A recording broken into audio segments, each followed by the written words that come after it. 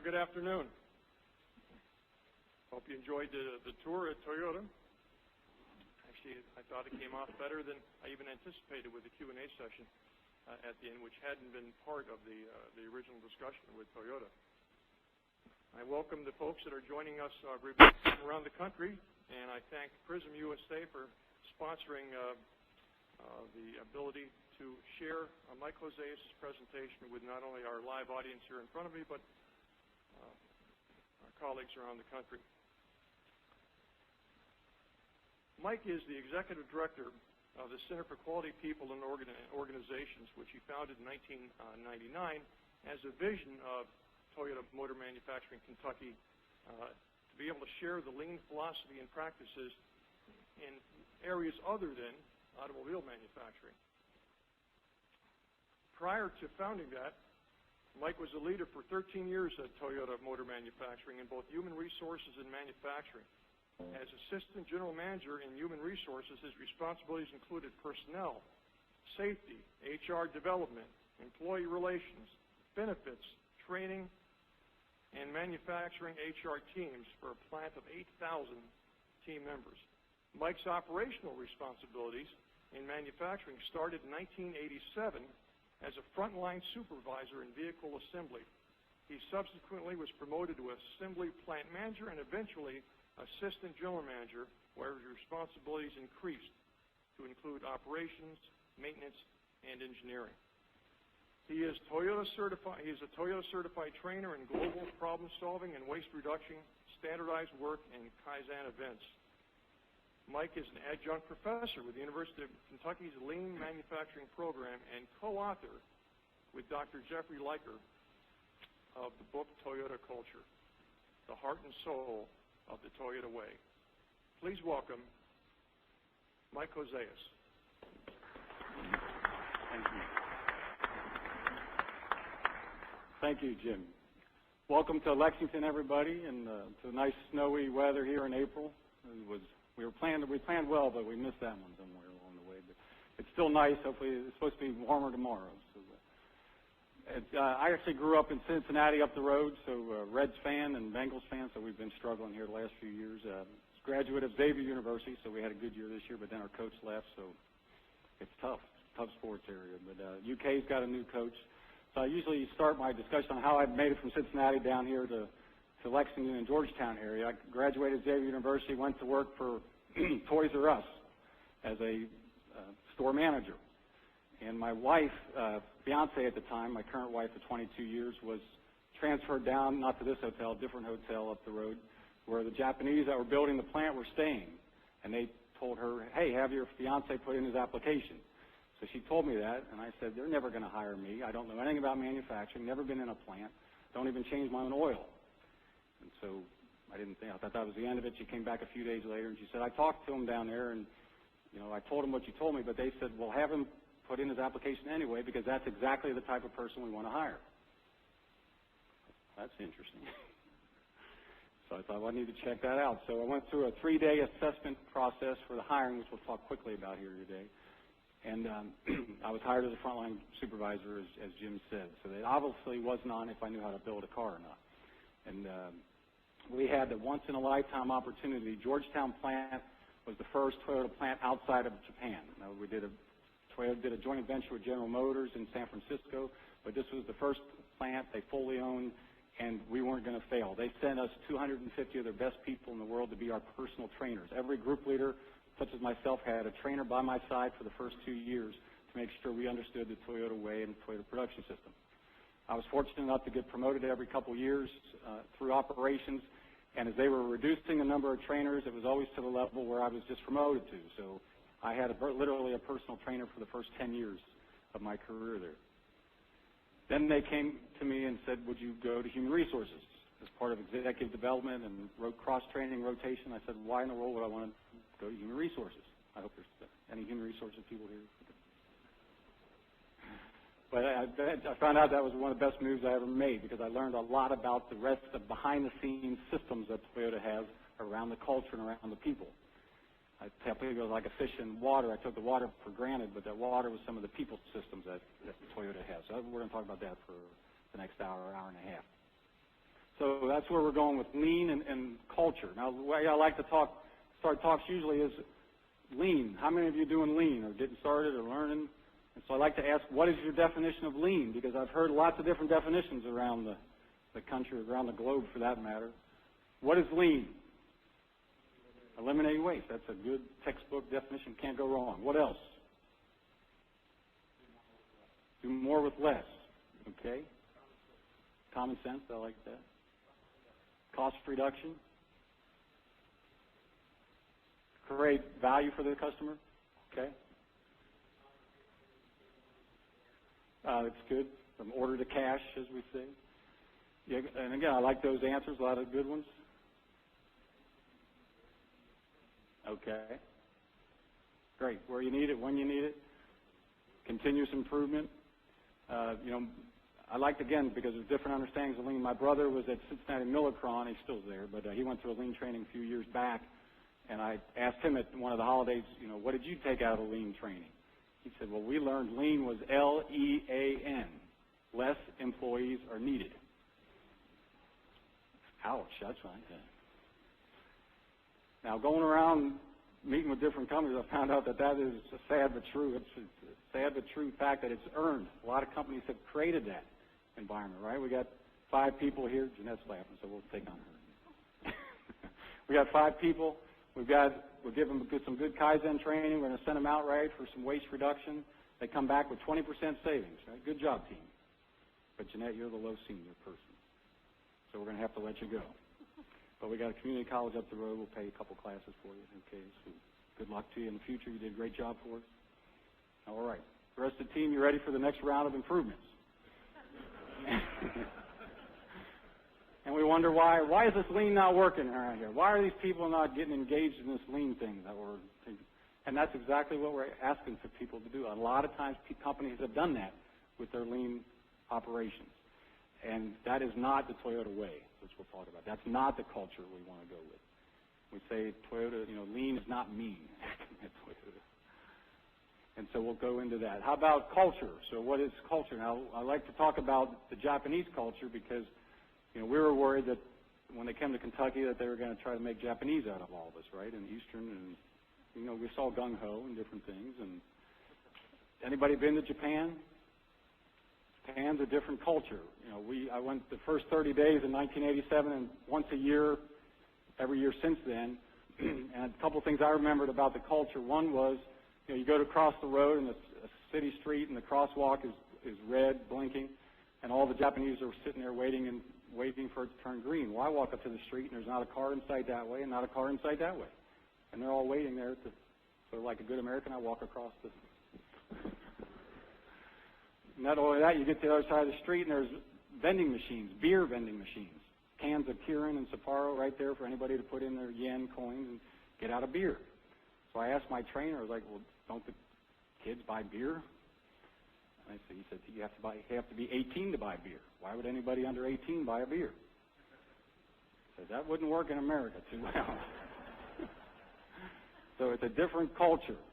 And so Mr. Cho was our first president. He's current chairman of the board. He calmed our fears about the Eastern culture and turning us into Japanese by saying, we're not trying to transplant the Eastern culture in Georgetown, Kentucky. That we are going to take the best of the Toyota way, the non-negotiables, the philosophies, the values, and we're going to bring them to Kentucky, and we're going to take what's best about Kentucky and the U.S. worker and the innovation and the creativity, and we're going to put those together, and we're going to make the best production system in the world here. So that helped us to create our culture in Georgetown. So I say it's at groups when I go because I'm going to talk a lot about Toyota because that's my experience. But I'm certainly not saying go and make Georgetown, Kentucky, or make Toyota cultures back in your printing organizations. I know you don't build cars. I also get that wherever I go. We don't build cars. How are we going to do this? Well, that's part of the culture. Again, we're going to talk about values, philosophies, thinking, systems that are transferable to any organization. So your goal is to learn those, and my goal is to help you understand those today, and that you can go back to your organization and help create that culture that's going to get you where you need to be. Does that help, or does that work for you? So it's not to be Toyota. So let's learn from those. So let's go on. So again, this is just a point, again, with the culture. It's easy on what we see. That's what people grab. You know, the tools. Lean tools. How many of you have studied the lean tools? They're great. In fact, when I asked you about lean, most of the answers were about lean tools. And lean tools are an important part of the equation. But what's the other part of the equation? The thinking, the people. So that's where we get down here, what we believe in, what we act on, the philosophies, the values. I like to ask people, you know, how does Toyota come into Kentucky, Georgetown, buy some tobacco fields, hire people like me who know nothing about manufacturing, and within 3 years have the #1 selling car, the #1 quality car by J.D. Powers, #1 productivity, and now the #1 safety in 3 years.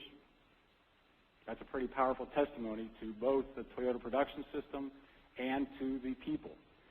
And so people flock from all over the world to come to see it, you know, especially other car companies. I took Chrysler through 7 times personally through tours to see how we were doing at Toyota. Well, the problem was they could only see this top part. What can we see, the tools, and didn't understand what got underneath there. So that's why I want to delve in there with you today.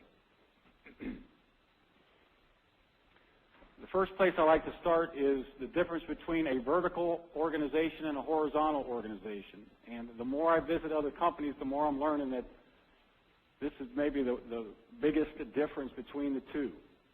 Between, again, a Toyota-type organization and a traditional one.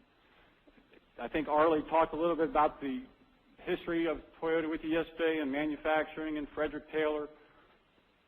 That's not a good marker. We'll get rid of him. These are silos, functional silos. In the auto industry, I'll try to give a 2-minute history here. You know, Toyota didn't start as a car company. They started as a loom company. They had good innovation on the loom, and then they took some of the profits and started cars. They came to America, and Henry Ford let them in their plant to learn how to build cars, the Model T plant. It was the model plant in the world at the time for mass production. You could have any colors you wanted as long as it was black, right? It was literally every car was identical. Everything was under one roof and flowed through a nice flow. And so that's what Toyota learned. Then World War II happened, and that's where the American companies and Toyota went 2 different directions. After World War II, the American companies had lots of money. Toyota had no money. After World War II, the American public wanted more than black cars. They wanted variety and customization. So the name of the game in manufacturing became, can we have mass production in those economy of scales but still create customization and variety for the customer? Is that a key point for printing business? Can we get mass production and variety, customization? All right, well, it was a key point for autos, too, and that's where the two split. So at the time, lots of money in the Detroit 3. They went out and they built new plants, built different divisions, right? You saw the General Motors divisions here in the news lately, 4, 5, 6, 7 divisions. Each of them had different stamping plants, body weld plants, paint plants all over the country. Everything was decoupled. And so if you're a stamping plant manager out here in wherever, Ohio or something, what is your goal? To stamp lots of parts. Exactly right. So we're going to crank out the stamping parts. We're going to focus on production. Now, at the time, lots of, demand was good. But what happens if the customers aren't demanding all the parts you're stamping? Inventory. Now I got to build warehouses, and that's what that storeroom. So in one organization, it can be in a storeroom. In an entire enterprise, it's a warehouse. Now I got to go back and forth, right, and all the different silos. Then I got to hire people to move the parts. I got to hire people to count the parts. I got to hire accountants, run reports, expedite parts. There's a book that I read, estimated 50% of our organizations in America are dealing with all the inventory and all the parts that go around and all the management of that information. Now, how about Toyota at the time? They don't have any money to go build a stamping factory and put a bunch of die presses in. They had money for one plant, one die press. So they had to keep it all under one roof, just like they saw at the Model T plant. But how are they going to get variety? How do you get variety when you only have one die press and still get mass production? So what do you got to learn how to do pretty quickly? change it out. So this stuff comes from, necessity is the mother invention, right? So that's where the single-minute exchange of die comes from. So they kept it under one roof. They kept one-piece flow, and they started improving the work because that's all they had money to do. So Ono was the originator of the TPS system. When he watched the Model T plant, he thought that one car every minute at Ford was based on the customer. He didn't know it was based on build whichever you can build. So he based his on the customer. If the customer wants a car every minute, then every step of the organization is set up to produce one part by minute.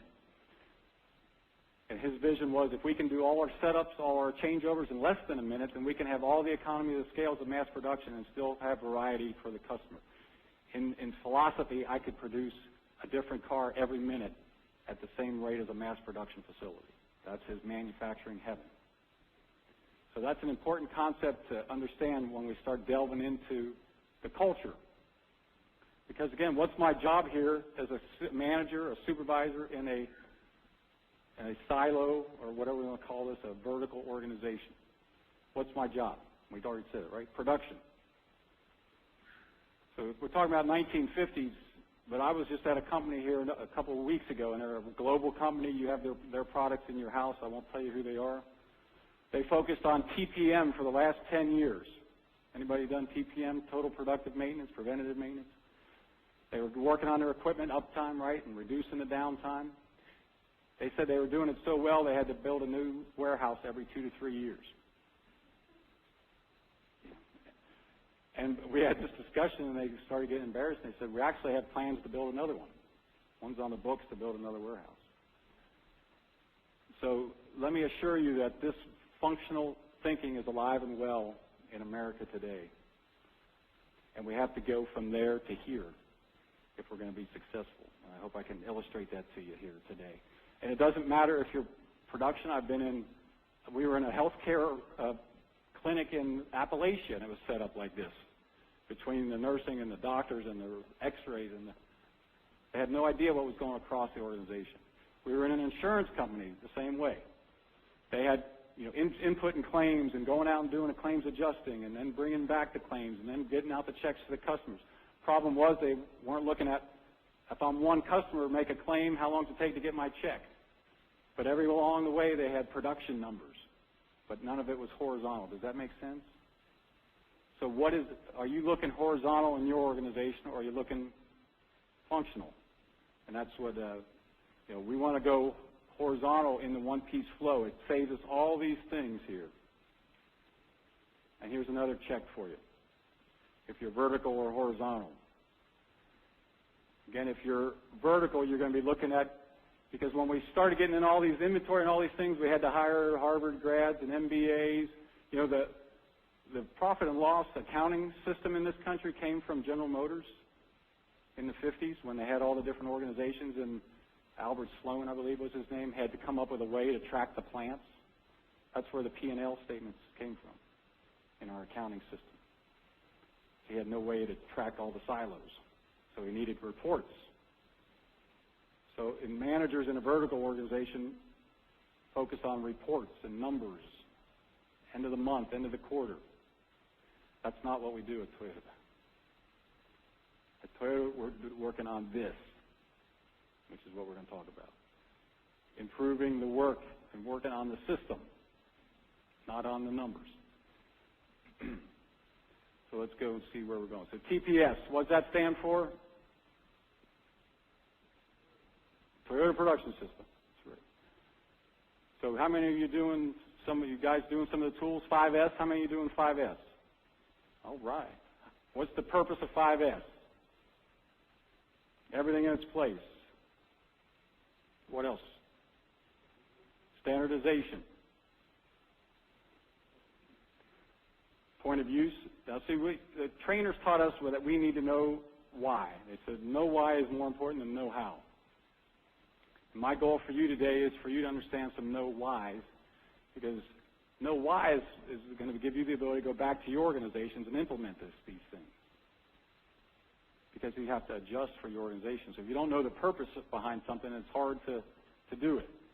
So when my trainer said to me, Mike, son, we have to do 5S, he encouraged in general to ask why. So he got a garbage can. That's a garbage can if you're looking down on it. Says, Mike, son, you got to tape it off and write garbage can. I said, Seiki, son, we're busy building cars here. Everybody knows what a garbage can is. Can we get back to work? All right, it's a fair question, isn't it? Any of your people ask, why are we doing this? A little silly. He said, Mike, son, you don't understand. So he drew out another one that says garbage can. What do we have here? What do we have here? What do we have here? So here we have garbage can was here yesterday. It's not here now. Does it belong here? I don't know. What do we have here? Do we have a missing garbage can, somebody said? Or how do we know we have a missing garbage can? Because there is a standard. That's the foundation of the Toyota production system. Standardization, somebody said. If I have a standard and I have this, now what do I have? Somebody said missing garbage can, right? Which means what? I have what?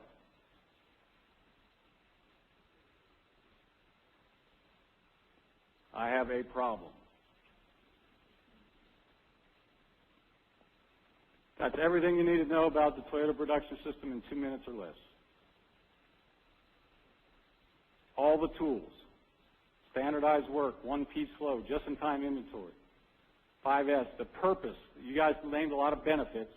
The purpose is to, we got it written up there, make problems and opportunities for Kaizen visible. That is the purpose. Does that make sense? So, when I interviewed the Japanese for the book, I said, what was the hardest thing for us to learn, to teach the Americans? And they said that problems are good. We're running around with all the TPS tools trying to bring all the problems to the surface, and all the Americans are running around trying to kick the problems back under the carpet and hide them. So we had to figure out. It took us a few years to figure this thing out. Oh, problems are good? Not where I came from. Right? That's a different culture. Problems are good. That's the system. But again, we were taught without a standard, there can be no problem. So they taught us the first thing to ask when you get into conversations with people. People will bring you opinions. People will bring you, all kinds of issues, phenomenon, the one trainer would say. But the first question you should ask is, what's the standard? So when you get your BlackBerry calls here this afternoon and get your pages, so when you get on the phone, I want you to test that and say, what's the standard? And report back here this evening when we have our, because most cases you'll find out, oh, we don't have a standard. Happens all the time. So you have to create the standard. Whether that's putting a piece on the car, is it okay, no good? Well, I think it's okay. You think it's no good? Well, what's the standard? Well, we don't know. Well, we need a standard.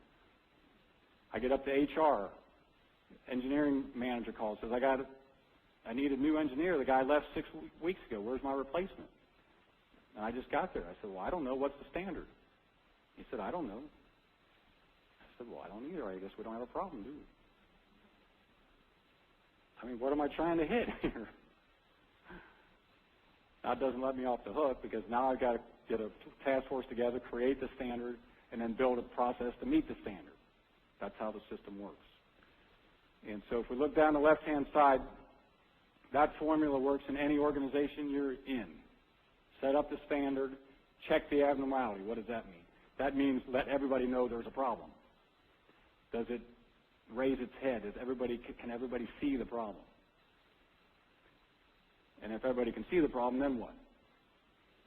Then we can solve it. Yeah. So it's simple. One of my first jobs out of Toyota was at a hospital. They wanted us to improve the emergency room. 6-hour wait, 6 hours to go from coming in the door to leaving. And I knew nothing about hospitals, so I was a little nervous and scared and said, how am I going to do this? What am I going to do? But I do know this. So as we stepped and walked through the process, we went through the entry and the admissions and registration and triage and in the room, and the doctor selecting the files, and the x-rays, and the labs, and I asked all along the way, what's the standard? What's the standard for this? What's the standard for that? And guess the answers I got? We don't have a standard. Yeah, I don't know. Keith does it like that. Brandon does it like this. We don't have a standard. Now, that was a little scary being in a hospital and getting that answer. That's a different story. But the good part of the story is, again, I didn't know anything about hospitals, but I understood this process. So we facilitated the group, the experts that knew, the nurses, the doctors, the techs, and they created standards. And then we created systems to let everybody know when we're out of standard. And talk about, just back to that XY thing, or the horizontal vertical. If you felt like you're sitting back in that room and nobody knows you're there, well, it's probably true because they didn't. Somebody hands you off, and then you're in another silo. You're in another silo. There was nobody looking at you all the way across the way, which is how they got up to 6 hours. I got to jump up there to get my exercise. So those 3 things will work. Put those in. By the end of the week, we were down to 2 hours, by the way, because they did those 3 things. So how about safety, quality, productivity, cost, HR? Those are what we call a scoreboard, visual control. You guys have those indicators? You have some type of scoreboard for your people? We say if we have partners, they got to know what the score is, don't they? We're next door to Rupp Arena, so if you turn off the scoreboard in Rupp Arena, you have a riot on your hands.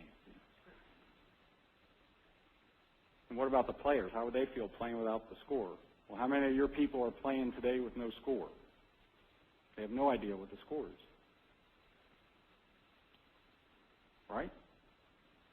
So we have to, our job is to give them the score. Now, we have to look at the score 2 ways, because I'm seeing new scoreboards pop up around there, and there's some problems with it. Because a lot of them are result-oriented scoreboards. So let me ask you, what's more important, process or results? And what's the difference between the 2? Process drives results. That sounds good. I like that one. Does that mean you want process over results? Because what we have here, and you guys went through the tour, so you saw the circles are good, X's are no good. Everybody wants both. Everybody agrees neither is no good. The triangles is where we're getting discussion here. Would you take results without a process or process without results? And she says she'll take process. What about the rest of you? Build it will come. He'll take a process. Any result people out here? What do your bosses want? Results. Never fails when I'm in a group. But then my next question is, what would your subordinates say about you?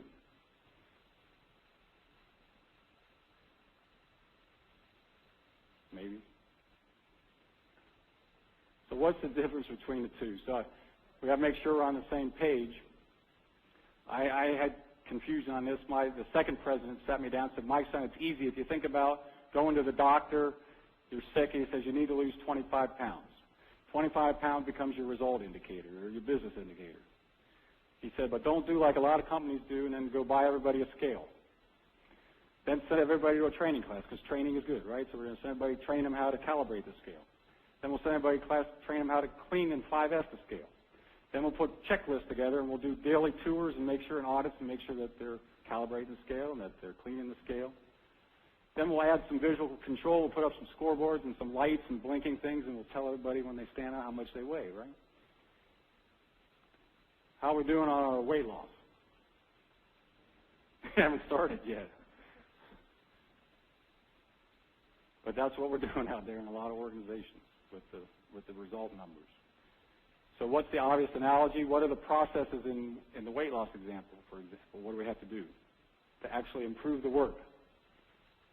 What are some examples of processes that are going to help our weight?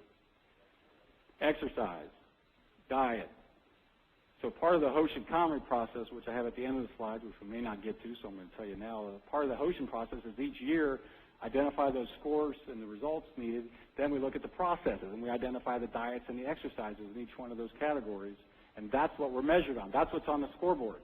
You passed scoreboards in Toyota, right? How many scoreboards did you see? Pretty many, right? Now, don't make the mistake and go back and say, oh, we need a scoreboard, because I've been to companies that have done that, and they put up the results and the numbers. I was one in, a couple weeks ago.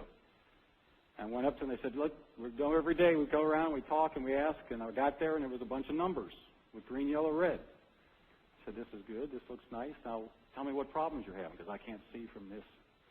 I said, what do you mean? I said, what are your problems? Well, we don't really get into that. Well, what do you talk about? Well, right there, the numbers. That's the vertical factory, folks. So we have the scoreboard, the Hoshin Common process should steer us to the work. Remember the arrow down below should steer us to. If it's not getting you and your people to the work and to the problem solving, then it's not adding value to your company. So that's where we want to head. So that's the way it works. Standardized, visual control, and then we get the result of the problem solving, or the Kaizen. And HR, why is HR up there? I thought this was a production conference. You saw HR up at the Toyota signs, didn't you, at the scoreboard? HRD, people, morale. Yeah, they're up there. I don't see many scoreboards outside of Toyota that has HR up there for everybody. What would we run on our HR scoreboard? What would be a business indicator for HR? Retention or turnover. I don't know what it is in the printing industry. The industry average in manufacturing in general is 15%. If you times that by a very minimum of 15,000 per person that leaves over the course of the year, you get a pretty big number. The Toyota's numbers, when I called them for the book, were 3% for the nationwide and 1.8% for Georgetown right now for the turnover. So I just want to kind of give you some validation for the process and the culture. And that payback is tremendous. HRD is some of the signs you'll see, human resource development. So what are some, I'm glad you brought that up, so what are some processes for HRD that we would have in there on our scoreboard? What's some of the processes that are going to affect the turnover? Training is one. What else? Safety. Safety's in there, of course. I'll have a separate safety deal, but that's definitely connected to the HR. Recognition, yep. What do we want them to do? What do you want your people to be doing on a daily? I mean, that's kind of like we said with the weight loss thing. What do you want them to do on a daily basis? You want them to eat right, and you want them to diet, right? So your scoreboard has to ask, what do you want them to do? On an HR thing, what do you want your people to do? Standardized work. You want them to problem solve, right? You want to process improvements. So we're going to be looking at Kaizens and suggestions and quality circle participation. That's what we want the people to be doing. That's what you want your people to be doing. So that becomes our process indicator. So Toyota is very intentional about the culture. And again, I learned that from the human resource thing. When I went up there in about 96, 97, they were in the process of rapid globalization. So they had to basically standardize and make procedures out of how do we go to different countries and put in the culture. Because I tell people every organization here has a culture, right? A lot of it's based on the leader and personalities and different things. Well, I found out at Toyota none of it's based on the leaders and the personalities.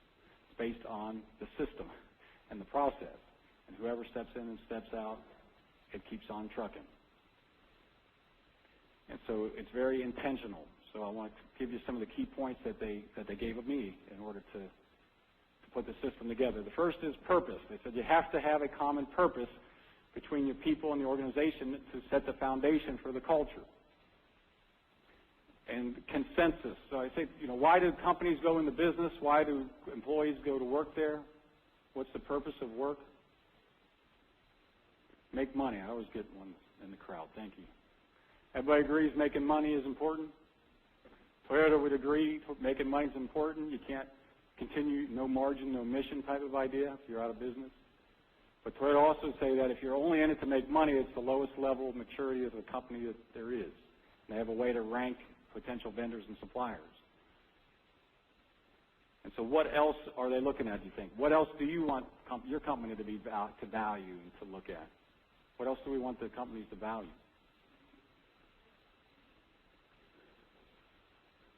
Customer, all right. That gets us back to that deal where do we start with the customer or do we start with production? Somebody else said people. That's good. We're going to have kind of concentric circles. We're going to say, yes, the product is important, the profit. Again, Toyota doesn't say the process is important. So, a vendor may come and say, hey, I can make you 1 million of these widgets for X amount of dollars. Toyota's going to say, that's fine. Let's go look at your processes. That's where they're going to make their decision. So the same thing on these other things as far as from the people and the customer. We're going to say, show us your processes. So we take care of our employees. Well, that sounds good. What are the processes you have that take care of the employees? We take care of our families. Well, show us the process. So that's where we kind of grow. The employees, the families, the communities we do business, the customer, suppliers, society, environment, all the way up. So that's the company side. How about the team member side? What do the employees want out of the deal? Recognition. They want money too, right? Security. That's some of the things we got over here. And finally on this slide, so they say, well, you have to identify the point of consensus. And what's consensus? Anybody know the definition of consensus? Agreement. So you have to find the lowest level of agreement where the two come together. So if I'm talking to Vernon over here, I know where our point of consensus is. I'm talking to the team, I know where our consensus is. Talking to the group, talking to the plant of 8,000, where's our consensus? And where Toyota draws consensus is that long-term mutual prosperity. Right? Would you agree the company wants that? Would you agree the people want that? When Nate Ferruta went out to NUMMI, the UAW, to contract with the General Motors, he said he drew this out. And they drew another circle for the union and said the union wants long-term mutual prosperity also. And that's how they started his contract negotiations. And the contract out there allows the plant to run like any other Toyota plant, basically, because he started with that. So that's do you have that identified in your company? Does everybody on board that? And does everybody, what I loved about this at Toyota is it made a we, because we were in it together. We were all heading towards mutual long-term prosperity. And I hated when the T word crept in. Anybody know the T word? They. What are they doing now? Why are they making those decisions? They don't know what they're doing now. I always hated that they word. That always let me know, oh, we're not getting our common purpose here. We're not on the same team. So part of Toyota culture is being on the same team, and part of the culture I assume or expect you want is getting everybody on the same team. That's the only way you're going to be long-term mutual prosperity, is to get everybody on the same team. So if you agree with that purpose, then the next question is, what's the role of the company and what's the role of the employees to get that? What's the role of the company to get long-term mutual prosperity?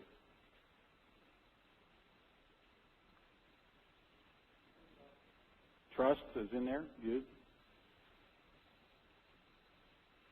What do we want the company to do? Satisfying the customers, we're going to do that. Grow. Stability. Develop the people. Yeah, it gets us closer to where we're going. The organization provides stable employment, like you said, and we're going to provide the working conditions or the environment for people to have continuous improvement. So we're going to set up that problems are identifiable and people can work on them. Now, how many people in your organization do you want working on your problems? All of them. Now, are you giving me theory or application?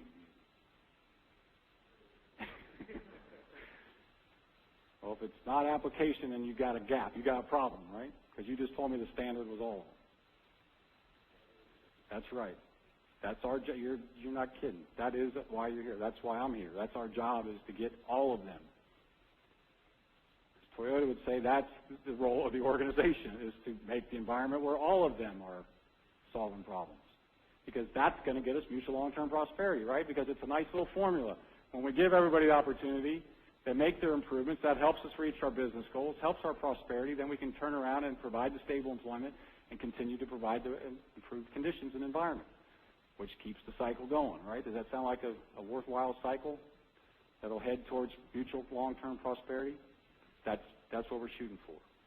So this all, again, is important. When I was at Toyota in Japan, we go every year, and to see the plant kaizens and improvements. The one time they took me through the office, they wanted to show me a secretary's kaizen. So we went to her desk, and you know the wooden yellow pencils, the number 2 pencils? Well, they use those over there, the ones without erasers, just a straight lead. And when you work those down to the nub, what do you do with what's left? You throw it away, right? Well, her idea was don't throw it away, that's waste. And she opened her drawer, and she had these pencil nubs, and what she would do is take 2 of them and Scotch tape them together and hand them back out to people so they could get another inch of lead. Robert's laughing. I thought it was crazy too, Robert. So here's the richest company in the world, and they're saving an inch of lead. Probably spending more on Scotch tape than the dang lead. What do you think about that idea? She's thinking. Of course, my grandma would say they're the richest company in the world because they're saving an inch of lead. Now, what would you do if your employee brought you that idea? Would you say, go work on something important, Brandon? We got problems out there, and pencil lead's not one of them.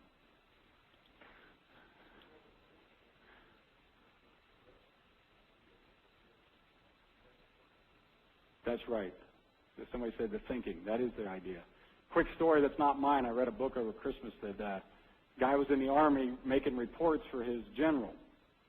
And the report binders were A through Z. And it had 7 dividers in it. He'd do A through G or H or whatever it was, and he'd throw away I through Z. So he said, hey, this is waste. So he wrote up a suggestion and said, let's start with A through H, and then the next thing we'll do I through Q or whatever, and then the next week we'll do R through whatever. And he wrote that up and he sent it up to the commander. Well, the commander called him up and said, did you write this? Work with me here. Well, eat it. You don't have to work with me then. And made the guy bite by bite, chew, swallow until it was gone, and then said, you're dismissed. That's how he handled that suggestion. Of course, the guy writing the story in the book, what was his next lines, do you think? He didn't share another idea the rest of his 25-year career in the service. He was trained very well not to. Right? And his next line in the book was, it probably wasn't the best idea. If I was going to the meeting and I got a book that said R through T, it's like, are we missing some parts here? He said the idea probably wasn't the best. But would everybody agree that the problem was real? The waste was there, right? Said it could have been a totally different situation if I'd have been coached to better solve that problem. But in fact, I was coached to never solve a problem, to never identify a problem. So are you encouraging people to bring you problems? Are you encouraging that thinking? And that's what my trainer said to me as we left the desk. He said, Mike, son, your job is to get your 1,000 people back in Kentucky thinking that way. Because the thinking is the key, like you said. That's where the power is going to come from. Can you see the power in your organization if all 16 people in your organization or 1,600 people are thinking that way? And the key is you better do it quicker than the competition.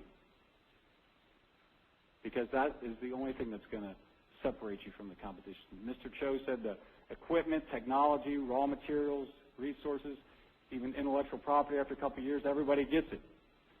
What's going to separate the people is this stuff, the people and the problem solving. So that's why we're talking about it. So let's go on. So respect, values, the Toyota Way values. I heard a lot of people say continuous improvement when I asked about lean. I don't remember a whole lot of people saying respect for people or trust. You see where Toyota puts them alongside each other, even above. And I say you can't have continuous improvement without respect and trust. You guys agree? Why do you agree? Well, how do those two work together?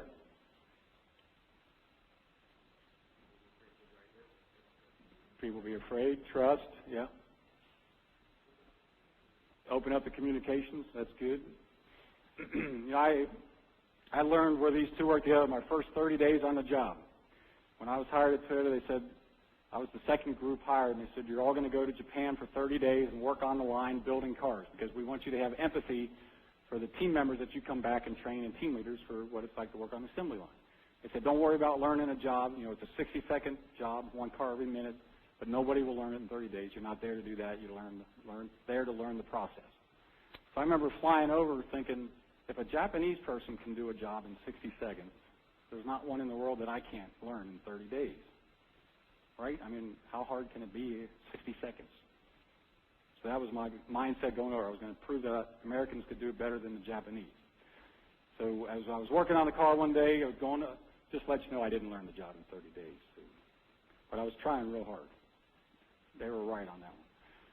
Putting in fender liners, putting in 3 screws and then 4 bolts into these fender liners.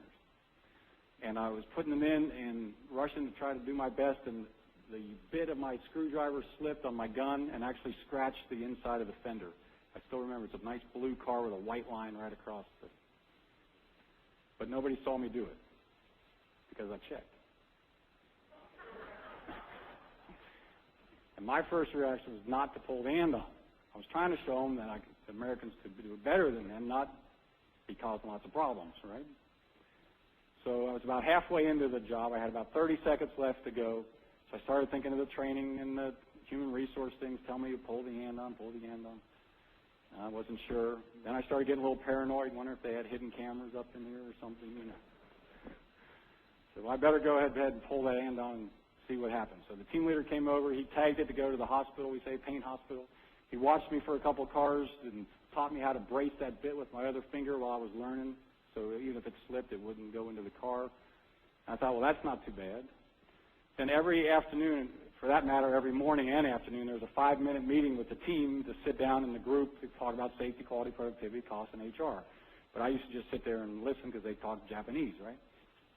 But that day, I was listening to them talk Japanese, and then all of a sudden I heard Mike's son. And that got my attention. A little more Japanese, and then scratchy. So, well, that one translates pretty clear. So I was thinking, okay, here's where we find out the difference between the production floor and the HR class, right? So I'm waiting to see what happens, and with that, the bells go off and the whistles to call everybody back to line. And they all start walking back to line, and they're shaking my hand and patting me on the back as they go back to the line. And I'm wondering, what is happening here? Are they saying goodbye? Or So I get the translator over because the group leader couldn't speak English, and I certainly couldn't speak Japanese. And so the translator talked to the group leader a while, and then she came and said, they want to thank you. I'm like, what? They want to thank you because it was a small scratch. It may have got past inspection. It was where it was, and it could have gotten to the customer. That would have been the worst-case scenario, that the scratch could have got to a customer. Second worst case is inspection could have found it and wasted time trying to track back where the problem came from. And by you admitting the problem, neither of those happened. Thank you very much. Wow. Now, I didn't go back and scratch more cars, people ask. But what do you think I did next time I had a problem? Boom. There it goes. And so I learned real quick how those two work together. Respect and trust, continuous improvement. You can't solve a problem if you don't know you have it. So do you know the problems you have? In fact, I like to say the definition of lean is that people at the floor level are identifying and solving problems on their own without you even knowing about it. I had one leader say, they're working on problems I don't even know we have. Well, that's when you know you've arrived at lean if you get to that point. That's the culture we're looking for. So there's some of the other values that go in with that teamwork and respect. Most of those are self-explanatory. Challenge. Genshiken Butsu, everybody knows what that is. Just checking, Bruce, to see if you're awake. Nobody knows what that is. Genshiken Butsu says, go to the Gemba. Go to the source. Go to the problem. Gemba is source. Genshiken Butsu. We call it at Georgetown, get your boots on. It means get out from your office, get out from your ivory tower, get out from behind your laptop, get out from the whiteboard, the classroom, wherever the heck you're spending your time, and get out to the floor, the action, the process. That's where the value is. That's where the problem solving will be. That's what Toyota leaders do. Remember the horizontal and the vertical? I should say vertical and horizontal? That's where we're going. We're not going to be sitting in the report just looking at numbers. We're going to be down at the floor looking at the process. That's what we were taught. So that's why we operate by those values. So why do we talk so much about values? I thought this was a production meeting.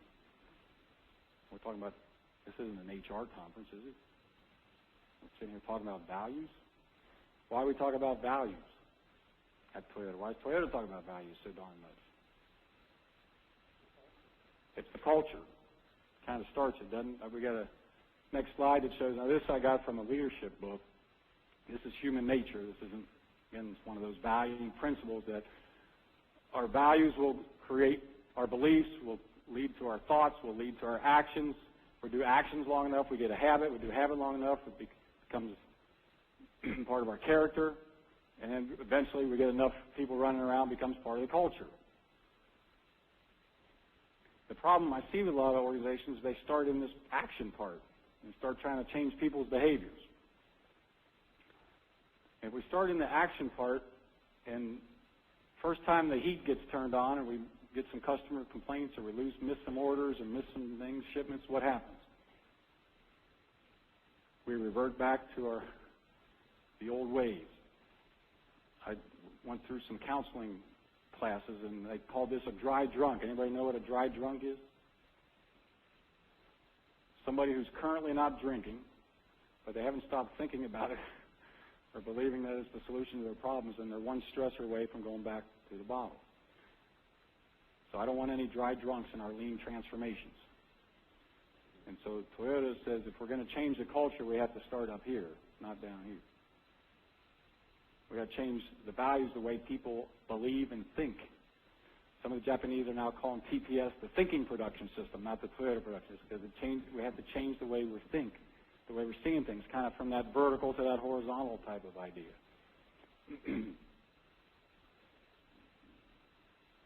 So another value we had at Toyota was servant leadership. Anybody seen this chart?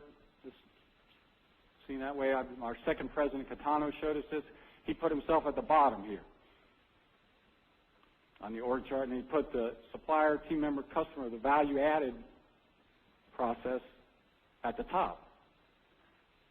That should look familiar because that's that horizontal process we were talking about, right? That's the value-added chain. And they taught me, Mike said, the further you get away from that, as you get promoted from group leader to AM to manager to assistant general manager, the less value-added you are. Well, how was that for my ego? I mean, that didn't help me, did it? So if I'm down here somewhere, or if I'm over here in some support area, engineering or IT or PC or HR, how do I add value to the company? How do you add value to the company? After that first month, I didn't build a lot of cars. The group here today probably is not printing a lot of product. And the customers are paying for your printing, are they not? So how do you add value to the company if you're not printing? Support? Support, same thing. That's the right idea. That's what I was taught. I said, Mike said, if you're not building cars, the way you add value is to support those people who do. Support them and improve the process, right? Now, that's a different way to think about things. Would you agree? And it changes our behaviors. Because if I'm Frederick Taylor and I'm in a production silo, right, one of those vertical deals, like we talked earlier, what's my job? Production. And if I have somebody messes up, what's my job? Robert doesn't meet production today. I'm his supervisor. What am I supposed to do? Crack the whip. That's right. Is anybody familiar with the Deming red bead experiment? A couple of you are. I'll give you a 2-minute summary. Those who aren't, he showed, with this experiment and an example that I think he had, I don't know how many thousand of beads, 2,000 beads. 20% of them were red. And the idea of the group was to get white beads. You would produce white beads, red were defects. And 10% of them were red. And then there was a paddle that took out 50 at a time. So I would send it around the room to these 4 folks. And that was their job throughout the day, to produce those white beads. Now, if I'm getting 50 at a time and 10% are red, then on average, how many would come out red? I'm sorry, 20% of the 50 are red. 10, right? But the interesting thing in the experiment as we go through, John gets 7 red beads, so he's producing well, right? More white beads. Alan may get to 10, and Kirk, he gets 13 red beads. So as a supervisor in the vertical, how do I handle that? Well, I give John an Employee of the Month certificate. Good job, John, and recognize him. You did a great job. But at Kirk, we got problems. We really have problems. So before I had my HR training, I'm going to yell and scream a little bit at Kirk. Then I'm going to call in HR and do some progressive discipline, right, and work on Kirk's attitude and his problems. If I go to the HR training, they're going to teach me how to talk nice to Kirk. Then I'm going to say, Kirk, if you mess up again, you're out of here. Well, I'm smiling. How are we doing on our process improvement? Nowhere. So what is the job of the supervisor at Toyota in that situation? Coach, train, bring the problem to the service. I want to improve the process. I'm going to work with John, Alan, and Kurt to get some red beads out of there. How can we get red beads out of there? It becomes we. Hear the we again? Instead of me against Kirk. So it's a different culture. So the same thing with this servant leadership. If I'm a Frederick Taylor guy, I like to give the example of the Andon system. You guys saw the Andon, right, Toyota? Did they tell you how many polls a day they get of that? 5,000. I tell people when I was manager there in 89, 90, 12,000. I had 12,000 polls a day. My plan of 1,000 folks. They've improved it, cut it more than half. But is that good or bad? It's good because we're identifying problems. So if I'm a team leader and I'm answering the Andon that William posed, now if I'm in the functional vertical thing and I'm a Frederick Taylor disciple and I believe, what did Frederick Taylor believe? Arlie talked about him yesterday. What was his values and beliefs about people? He believed they're simple-minded. They need to be told what to do. Not only that, they're lazy and maybe even steal from you. You got to hold them accountable, got to get standardized work. So if William pulls the Andon and I'm Frederick Taylor, or like all the other auto companies that went through Toyota 20 years ago, I heard him say, hey, Andon system, get one of those back in our plant. So what happened to the Andon system in that plant? What happens when William pulls the Andon? What do I say? I'm Frederick Taylor. Yeah, don't do it again, or what now? What's your problem? Don't you know you're trying to make we got numbers to meet, you're trying to make the whole plant work overtime today? So what's William likely to do the next time? Not pull the Andon. Now, if I'm servant leader, and I believe William's the expert of the job, and I'm there to serve him, William pulls the Andon, what am I going to say to William? How can I help you? That is actually the model servant leadership question. So I like to ask people, what did you say more last week, and what will you say more next week? What's your problem, or how can I help you? And that kind of give you a good indicator where you are on this. I would encourage you the second one, but you can check your own activity. So that's how this belief stuff translates into different actions on a real daily basis. That's why with team leaders, group leaders, it's 5,000 times a day. They have the opportunity to build the trust or tear it down. So HR, any HR people in here? I had a couple the first session. So the role of HR at Toyota is different than the role of HR in most organizations. Most organizations have, payroll, benefits, whatever. And the keeper of the values is the role of HR at Toyota. And because there's important things systems they have to be ahead of. I tell people, if we have a plant promotion, we got 4 candidates here. They all put their name in the hat, right, for the new plant manager. We've got Rob here. Everybody knows Rob gets results. His scoreboard's always green, but Rob leaves a trail of dead bodies wherever he goes. Knives in the back, slit throats, the whole deal. But the announcement gets made, and guess who got the new plant manager job? Rob. Didn't I just tell you he gets results? But what do we just tell the rest of the organization? Watch your back is one thing. Whatever it takes. Be like Rob is what we're saying, right? That's what it takes to get. Don't worry about the banners on the wall or the laminate wallet cards they're giving out. That's the real deal there, right? So that's why HR controls that. I tell people when I was, general manager, I had 2 assembly plants, 2,000 people. I could not hire anybody, could not fire anybody, could not promote anybody. Because why didn't they want me out there doing it? I'm biased, yeah. Well, I mean, some people say, well, you're not close enough to it. Well, I couldn't do it as a group leader either. Because that wasn't the most fair and consistent process to do it by. We want fairness and consistency in those systems because they're critical. And why do we want fairness and consistency? What does that lead to? Trust. You're hearing some common themes go. So that's HR. And again, hiring, training, evaluation. Steve Fryman will be here in a little while to talk about training. I'll talk a little bit about hiring. And this is our culture overview model. This is the culture book is based on this. Again, I had a chance to do that with our nonprofit organizations. Toyota started a nonprofit organization in order to take some of these systems to schools and hospitals and other businesses. All the profits, all our share of the profits from the book goes to the nonprofit to help school kids to learn better these things. And we're working on, again, these things of how do we get the best people into the hiring stream. How many of you have done value stream mapping in your organizations? Map the process. I challenge people to do value stream mapping of the people. So who gets in your organization? What's the standard for who gets in the door? Do you have a standard?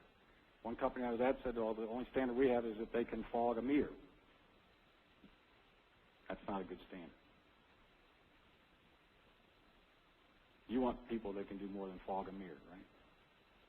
So what is your standard for who gets hired? So what do you think Toyota's standard is for people? How do we hire people?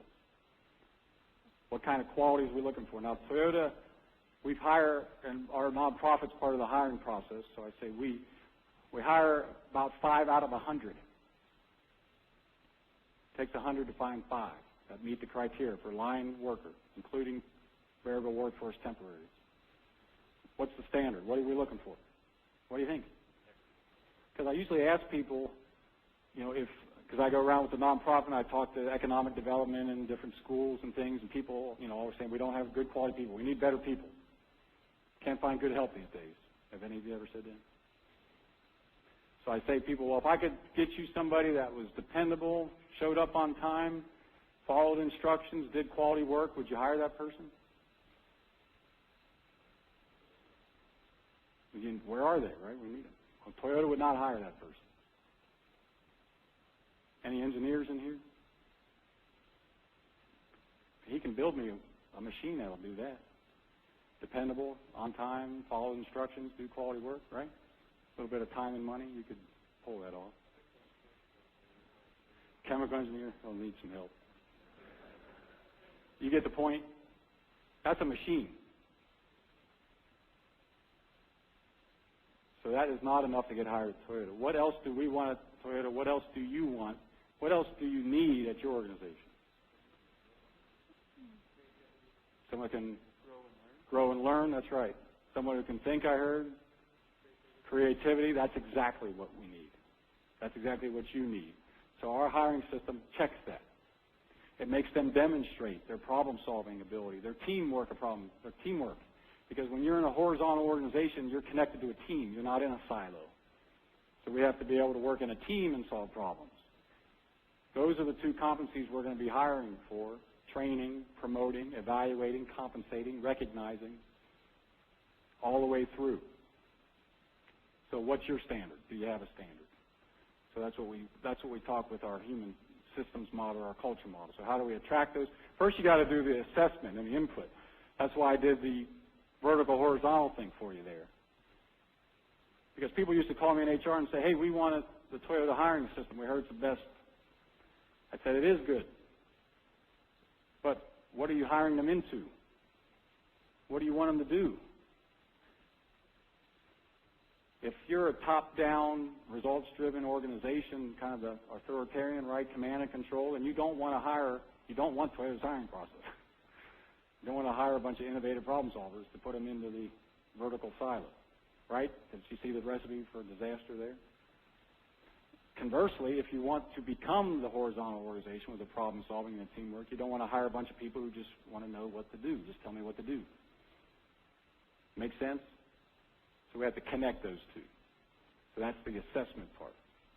Once you set your standard, you say, this is the way we're going to do business. This is the type of organization we're going to have.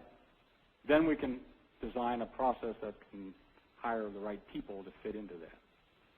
And that's what Toyota does. Where does education play a part in?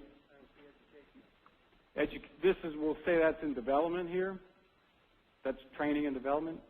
But we'll say, people say all the time, well, do you need a high school diploma at Toyota or whatever? And in fact, even a tour, I think they say that. But when in HR, we did not require a high school diploma. That was not a requirement for the job.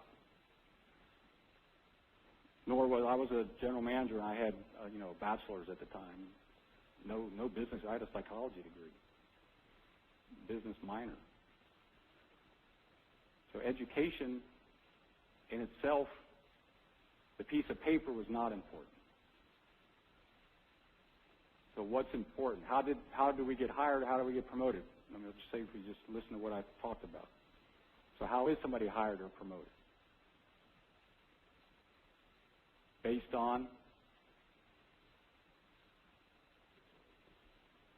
performance, based on those competencies, problem solving, teamwork, and demonstration thereof. So they don't really care what paper you have or letters behind your name. What they're going to look at is what is the abilities and demonstrate them.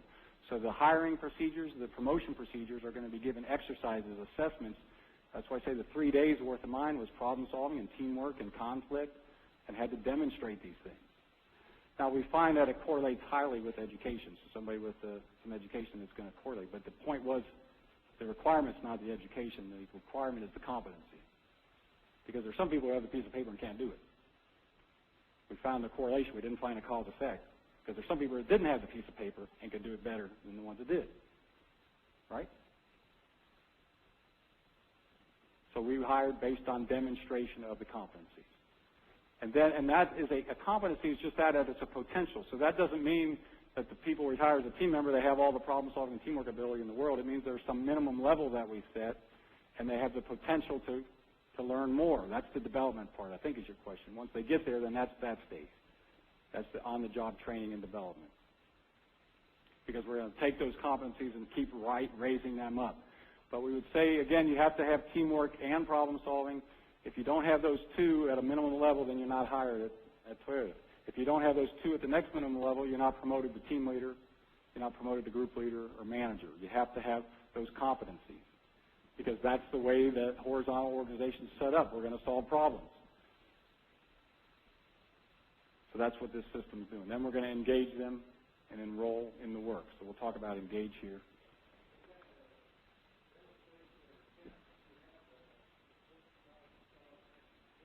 Yeah, we had manual systems 20 years ago where we were given a group of 5 people and we were given different problems, and we had to facilitate as a group who took the lead and who did not, who was engaged. Then we had little plumbing pipes we had to put together and solve problems and different things and check qualities. And they have put that all on the computer now. And it's a 3-hour assessment on the computer. And I was skeptical in HR saying, well, how can a computer do as good as these hands-on? And it's actually showing better reliability and validity than the hands-on demonstrations. But again, the competencies are problem-solving, teamwork. So the computer has different scenarios with teamwork, values. Yeah. Then the applicants have to go through that, and it shows how well they can solve problems, how well they can pay attention to detail, what are their team values. Over 1 million people have gone through it in North America. So the reliability and validity has been tested out. Yeah. Well, I talk about it in the book, and actually I got a card up here. I got my number on the slide there. You could call me. The third party at Toyota is Select International, and they actually, you know, the R&D is paid for by Toyota because a million people have gone through it, and they said now it's available a lot cheaper, obviously. So if you're interested in that, I can help you, but that's not why I'm here. But it definitely be as a resource if you want to explore that more, we can look at that. So now we're going to bring them in. We're going to train them. Steve Prime is going to talk a lot more about the training, but I want to talk a little bit about standardized work. How many of you are working on standardized work in your organizations? A few of you. What's the purpose of standardized work? Everybody does it the same. You know that, I got to jump up here. Because standardized work is one of those tools that can, what's the purpose of standardized work in a silo factory? It's command and control. It's to get everybody to do it the same, and if you don't do it the same, that doesn't mean it's bad, Jeanette, that we're doing the same. But if it stops there, it's bad. Because I've seen it in that factory, again, those tools that it's a command and control. Now, what's the purpose of standardized work in the horizontal factory? Improvement, right. Because people will give all kinds of pushback on standardized work. Well, it's trying to make monkeys out of us or robots or whatever else. You know, and the way you check that is are you using it for improvement or are you using it for command and control? And then who do you want writing the standardized work and developing the standardized work? The people doing the work. Are you giving me theory or application? Theory again, okay. So again, we may have a gap that we have to. Well, that's honest. That's most organizations I go into. The engineers and the supervisors, like Arlie said yesterday, the thinkers and the doers are still alive and well. And so we want the people doing the work. Because why? They're the experts, right? I had one engineer here a couple of weeks ago say, well, that would be like letting the inmates run the asylum. Well, we had more talk in the next couple of days about thinking and beliefs, right? And so that's, again, some of the mindset that's still alive in these organizations. So we're going to do standards, and now the engineers are going to be involved. The engineers are there to support and to confirm and make sure that it meets the criteria. Then we detect the deviations, remember, and then we're going to do problem solving. Then we're going to do broader level problem solving. Now, what does that mean? That means if Kirk has a problem, I go work with Kirk to solve that problem. I'm working on that specific thing with Kirk, on that piece of the car, whatever. But as I'm doing that, I'm asking myself as a manager, what has broken down in the system? Is it training?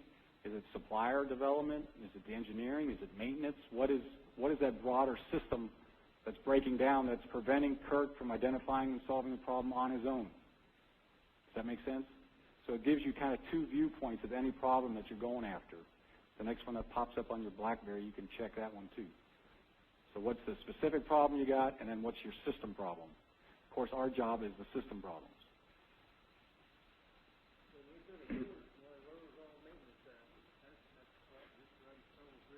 That's like what was the old Maytag repairman or whatever? Right?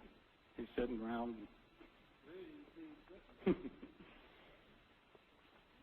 We do have maintenance crew. When I was in assembly, we had about 13 people per shift, and we ran 3 shifts, so we did a lot of TPMs on the third shift, right? Preventive maintenance. And they're there, they're on call, they're working on some equipment that they can work on while the line's running, but they're ready to go at a moment's notice. They're also cross-trained. So there wasn't any of this, I'm an electrician and he's a welder, and everybody's multi-function, which was totally different for the industry 20 years ago. And so they had to come in knowing all, now most of them didn't, but they had to have competency at all of them, and they were trained and developed to be able to cover any call, right, that came up. So they're there, and they're multi-skilled and multifunctional, and a lot of them came from production. So that was a career path. People could, from production, take some of the classes and become a skilled trades maintenance person. All right, let's keep rolling. Standardization, standardized work again. So let me ask another question. So you saw the guys working out there, and ladies, they're working pretty steady, aren't they? And so I like to give people an example. If you're working working a process And again, I can't pick on Robert. Robert comes up with a 5-second savings. Now, Robert's got a choice to make, right? Because I'm building 500 cars a shift, and at least I'm going to do 2 hours of that same thing. So I could have a 5-second break every minute for that 2 hours. In fact, that's a pretty important thing. Would you agree? So what motivates Robert to share that 5 seconds with the team and with the company? Because if the Toyota system, if Robert shares that 5 seconds, how am I going to reward him? I'm going to give him 5 more seconds of work is what I'm going to do. That's the system, right? You know the difference between tack time and cycle time, right? If the tack time is 60 seconds, then how much am I going to set my cycle up for in standardized work? 60 seconds. And when I have more time, I get into that because there's different formulas they teach in school here in America that you have to have 15% slack time and whatever they call recovery time and different things. Well, Ono said, why would you standardize waste in your process? We set it up at 60. So Robert comes up with 5-second savings. He tells me about it. I'm getting 5 seconds more. So what motivates Robert to tell us about the 5 seconds? Because he can get a 5-second rest every minute. Right? Would you tell the company and the rest of the team? Did everybody hear Peter's answer?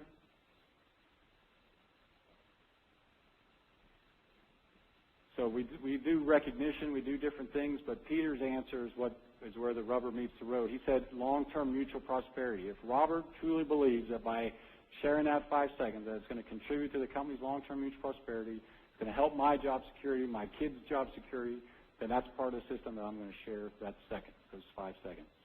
That's the way it works.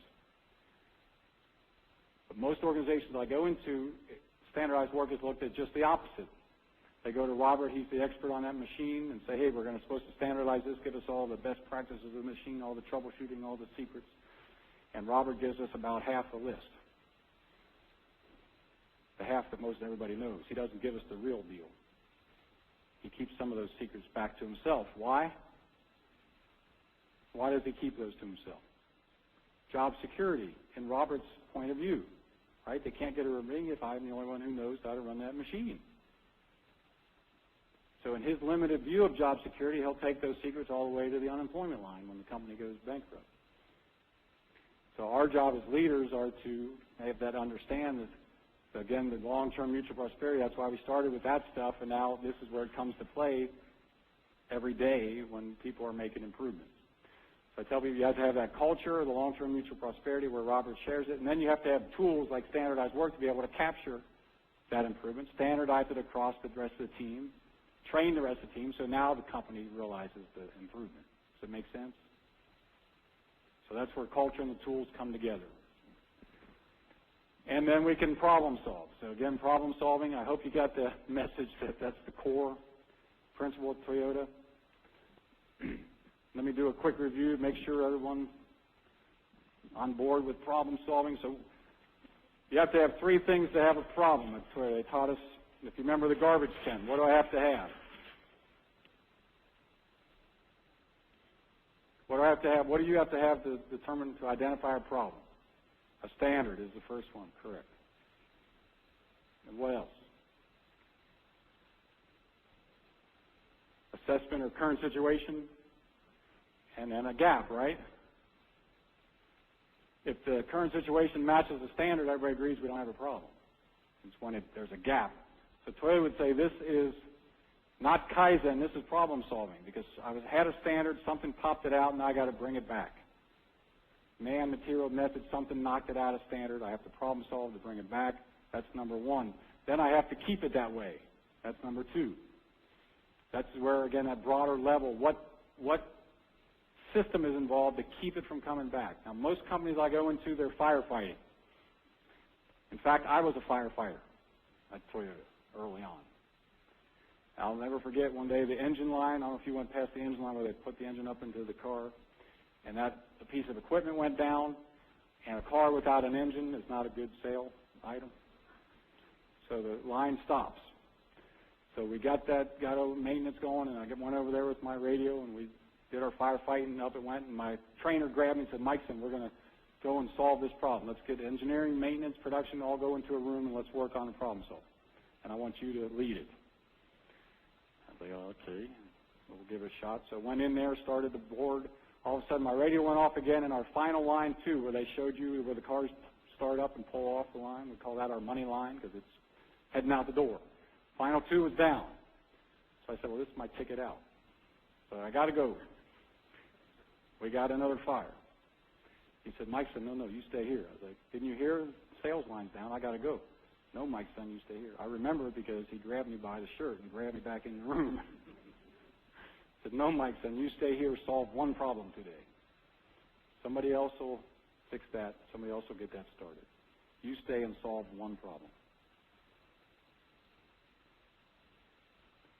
You know, I look back on it and say, well, to me, it was a lot easier to firefight than it was sit there and solve that problem. I was good at running around and barking orders and giving directions and waving hands, and right?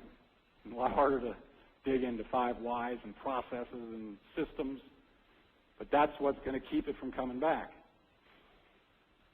Now, if I can get it from people from coming back, then what do? Improve it. That's Kaizen. Kaizen's when I take that down, and I now have created a problem. So I got a new gap, right? And a new problem. That's continuous improvement. And it keeps going and going. I can drive that all the way down to 0. And when I get to 0, what do? Celebrate, did you say? Find a new process, that's an option. I had this happen to me the first 2 years at Toyota. And a group leader, we worked every day. We had those 5-minute meetings. We even had more than 5 minutes because we were ramping up the cars. And I worked with my team and my team leaders, and we kept on to the improvement, safety, quality, productivity, cost. We got safety down to 0 injuries, quality, 0 defects, 0 downtime, very few and-on pulls. All my scoreboards were green. So I was feeling pretty good. I was feeling real good. For a couple of days. It didn't take long for the plant manager, Japanese, Art Nimi, to come visit me. He said, Mike son, I noticed your line's running well. What will you do now?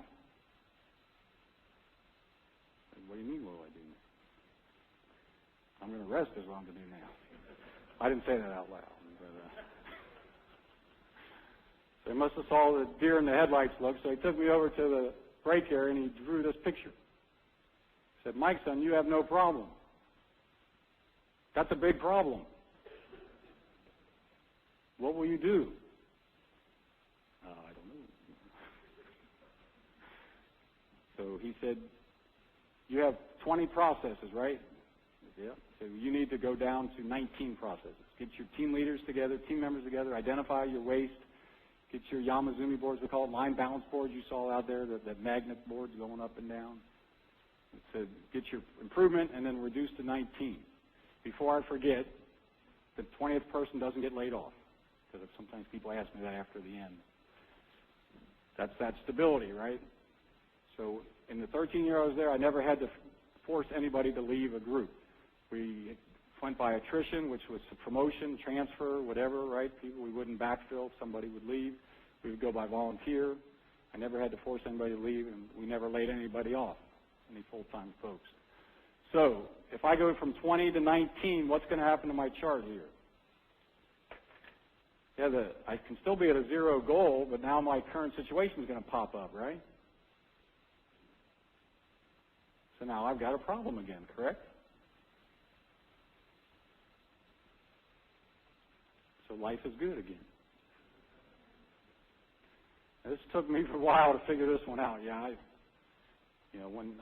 remember going home that night thinking, this place is crazy. I just spent 2 years getting rid of all the problems, working with the team to solve all the problems, and now I'm going to throw a monkey wrench into the system and bring a whole new set back? What kind of craziness is that? I remember what Art Nimi told me, and I'm telling you his name because when we had that conversation, there was 1,500 of us in the plant. Art Nimi had came back to North America a few years ago. He did a 5-year stint as North American president, and there's 45,000 Toyota workers in North America right now. So obviously his vision of where Toyota was heading was a heck of a lot larger than mine was at the time. Mine was about this wide, thinking I thought my job was to make my goals, get my results, right? Get my green targets. Isn't that what we do? He said, Mike, son, your job, I'll never forget it, he said, your job is to make strong problem solvers. And I didn't understand it at the time, and it's starting to make more and more sense. So he saw Toyota's growth. He understood what it would take to go from 1,500 to 45,000 in the course of about 15 years. Strong problem solvers. So that's my message to you to close today, that's your job. Your job is not to meet your production numbers, your budget, your SOPs. Your job is to create strong problem solvers, because that's what's going to continue to grow your organization and keep it progressing for long-term mutual prosperity. Is that your goal? I hope so.